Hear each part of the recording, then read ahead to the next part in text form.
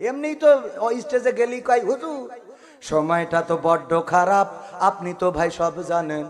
বুঝে শুনে কথা বলে ওয়াজের রীতি টানেন, উস্কানি ফুসকানি মূলক বলবেন না কোনো কথা, এই মঞ্চে রাজনীতি ভাই করবেন না অযথা। আমরাও ভাই কোরআন জানি মানি মোটামুটি,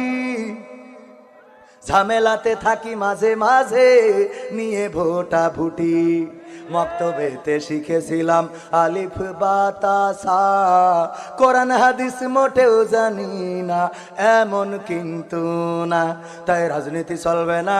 ও হুজুর, রাজনীতি চলবে না, তাই রাজনীতি চলবে না ও ভাই, রাজনীতি চলবে। এবার বলে হুজুর শোনেন,